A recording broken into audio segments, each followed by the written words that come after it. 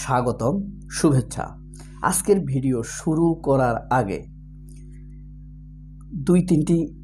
কয়েকটি সেকেন্ড আপনাদের নিচ্ছি। এই যে দেখুন তো, উনি কে? ইলিয়াস হোসাইন না?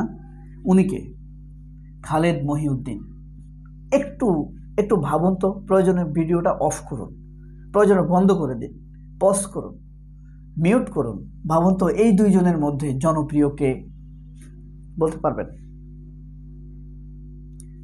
যা পান সেটা কমেন্ট বক্সে লিখবেন। এরপর লিখে দেখেন, এই যে শ্যামা ওবায়েদ, বিএনপির নেত্রী, এই যে তারেক রহমান। এটা কিন্তু আপনারা চোখ বন্ধ করে বলে দিতে পারবেন কে জনপ্রিয়। চোখ বন্ধ করে বলে দিতে পারবেন। আজকের ভিডিওতে আমি সব ভিডিওতে অনুরোধ করি না আপনাদেরকে দেখার জন্য, কারণ হয়তো যেটাতে অনুরোধ করি সেটা কম দেখে মানুষ। তারপরও আজকে অনুরোধ করছি, আজকের ভিডিওটি একটু দেখবেন, সাথে থাকবেন। আমরা চলুন সাংবাদিক ইলিয়াস হোসেনের একটি বক্তব্য শুনি, এরপরে খালেদ মহিউদ্দিনের একটি বক্তব্য শুনব। দয়া করে ছেড়ে যাবেন না, ভিডিওটি শুনবেন, দেখুন। শামা ওবায়েদ বিএনপির সব তথ্য ভারতে পাচার করে। শামা ওবায়েদের সাথে এখনো শেখ হাসিনার কথা হয়। বিএনপিকে বলে রাখলাম, আপনারাও সাবধান থাকবেন। শামা ওবায়েদ, এই যে একবার তিনি বহিষ্কৃত হয়েছিলেন দল থেকে, বহিষ্কার হয়েছিলেন। এখন ইলিয়াস হোসেন যে বক্তব্যটা দিল যে শেখ হাসিনার সাথে তার শামা ওবায়েদের যোগাযোগ আছে, এই বক্তব্য দেওয়ার পর তুমুল বিতর্ক তৈরি হয়েছে। বিতর্ক না, মানে প্রতিবাদ হয়েছে শামা ওবায়েদের।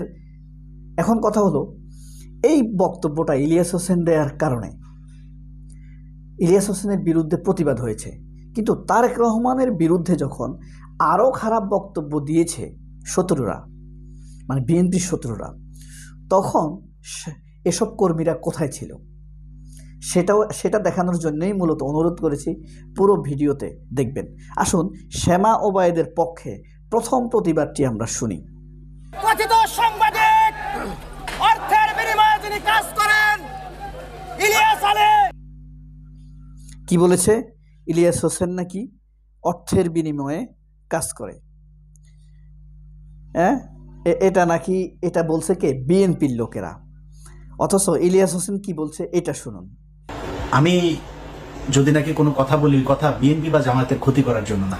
ইলিয়াস হোসেন, আমিও বিশ্বাস করি না যে বিএনপি বা জামাতের অথবা দেশের ক্ষতি করার জন্য কোনো বক্তব্য দিবে বলে আমি ব্যক্তিগতভাবে বিশ্বাস করি না। তার বক্তব্য এই পর্যন্ত যত ভিডিও বানিয়েছে, এই যে ইসকন নিয়ে, সে কিন্তু 18 সালে ভিডিও বানাইছে, আজ এসে সত্য প্রমাণ হয়েছে 6 বছর পরে। তার মানে তখনও কিন্তু শাহেদ আলম বিরোধিতা করেছিল, বুঝছেন? এই খালেদ মহিউদ্দিন বিরোধিতা করেছিল। আচ্ছা, আমরা 2 নম্বর প্রতিবাদটি শুনি, প্লিজ। আপনারা যাবেন না, শুনুন। অর্থের বিনিময়ে ওই যুক্তরাজ্যে বসে যে মিথ্যা প্রচারণা করেছে, অর্থের বিনিময়ে নাকি ইলিয়াস ওই যুক্তরাজ্যে বসে মিথ্যা প্রচারণা চালাচ্ছে।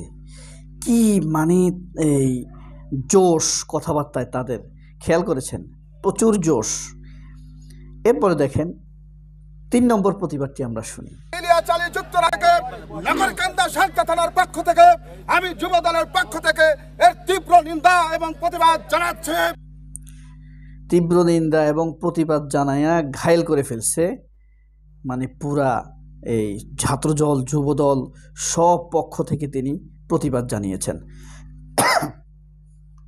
শেষ আর একটি প্রতিবাদ শুনবো, শুনে আমরা পরবর্তী অংশে চলে যাব।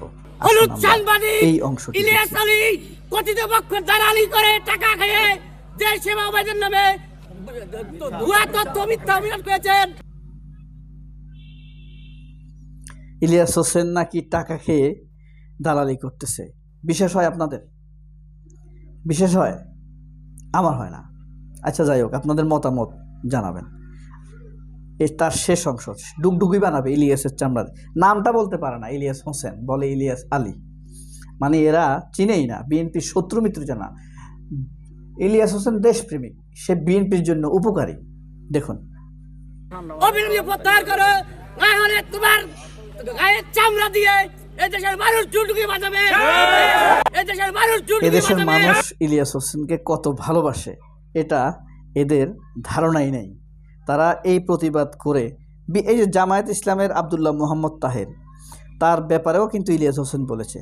কিন্তু দেখেন আব্দুল্লাহ মোহাম্মদ তাহের কতটা ভদ্রভাবে প্রতিবাদ করেছে, দুর্দান্ত ভদ্রভাবে প্রতিবাদ করেছে এবং কোনো রকম সংঘাত হয়নি, বরং এই সমস্যার সমাধান হয়ে যেতে পারে। এটা হলো আচরণের ভিন্নতা। শ্যামা ওবায়দকে আমি এত শ্রদ্ধা করতাম, ব্যতিক্রম, প্রিসাইজ এবং রাইজিং স্টার, পলিটিক্যাল স্টার হিসেবে তাকে আমি বিবেচনা করতাম সত্যিকার অর্থে। এই বক্তব্যটি জনাব তারেক রহমান বিএনপির সবচেয়ে বড় বোঝা, তার নামের সঙ্গে একসাথে উচ্চারিত হয় হা ভবন 10% খাম, কিন্তু এই সরকার এই প্রধানত তারেক কারণে রহমানের বলেছি ভূমিকা জিরো। তারেক রহমান বেশি জনপ্রিয় নাকি শ্যামা ওবায়দ জনপ্রিয়? এই যে তারেক রহমানের বিরুদ্ধে এই বক্তব্যটা দিয়েছে, কি বলেছে? খাম্বা 10%, কত খারাপ অভিযোগ করেছে না? বিএনপির লোকেরা কোনো প্রতিবাদ করেছে? মির্জা ফখরুল প্রতিবাদ করেছে এই কথার? রুমিন ফারহানা প্রতিবাদ করেছে? শ্যামা ওবায়দ প্রতিবাদ করেছে? কিংবা বিএনপির যে প্রেস উইংস তারা প্রতিবাদ করেছে? কেউ প্রতিবাদ করেনি। কিন্তু শ্যামা ওবায়দের কথা বলাতে তারা কিন্তু আদা জল এবং হাড্ডি খেয়ে রাস্তায় নেমে গিয়েছে। কিন্তু এই কথার প্রতিবাদ করেছে ডক্টর কনক সারোয়ার। আমার মনে আছে ডক্টর কনক সারোয়ার এবং মিনার রশিদের এক টক শোতে আলোচনায় তারা এই কথার তীব্র প্রতিবাদ করেছে। অথচ এই কথা মিথ্যা, ডাহা মিথ্যা কথা, প্রমাণ করতে পারেনি, একটা সামান্য অভিযোগও প্রমাণ করতে পারেনি। তাহলে আপনারা বলেন তো কে বেশি জনপ্রিয়, এই শ্যামা ওবায়দ জনপ্রিয় নাকি তারেক রহমান বেশি জনপ্রিয়? তারেক রহমানের বিরুদ্ধে এত গুরুতর মিথ্যা অভিযোগ করার পরেও কেউ প্রতিবাদ করলো না, একটি কর্মীও প্রতিবাদ করলো না। বিএনপির ভিতরে ইন্টেলেকচুয়াল নেই, তারা কেন প্রতিবাদ করলো না? কিন্তু শ্যামা ওবায়দের জন্য এত কেন প্রতিবাদ করে? অথচ সকল ঝড় ঝাপটা যায় এই জিয়া পরিবারের উপর দিয়ে, এই তারেক রহমানের উপর দিয়ে। এরা লুটপাট করে আর সকল কিছু ভোগ করতে হয় তারেক রহমান এবং খালেদা জিয়াকে, জিয়া পরিবারকে। আর যারা বিএনপিকে প্রভূত ভালোবাসে, সে গিয়াসউদ্দিন আল মামুন, যে যাই বলুক, এরা বিএনপির একনিষ্ঠ লোক। এই লুৎফুজ্জামান বাবর, এদের জন্য কোনো কথা হয় না, এদের জন্য মিছিল মিটিং হয় না, প্রতিবাদ হয় না। প্রতিবাদ হচ্ছে কার জন্য? শ্যামা ওবায়দের জন্য। তার মানে প্রমাণ হয়ে যাচ্ছে, দেখা যাচ্ছে যে তারেক রহমানের চাইতেও শ্যামা ওবায়দ বেশি জনপ্রিয়, তাই না? তাহলে তার এখন পর্যন্ত এই মিথ্যা বক্তব্যের বিএনপির ভেতর থেকে অফিসিয়ালি কোনো প্রতিবাদ আসলো না কেন? সবাই অনেক ভালো থাকবেন। আল্লাহ হাফেজ। আসসালামু আলাইকুম।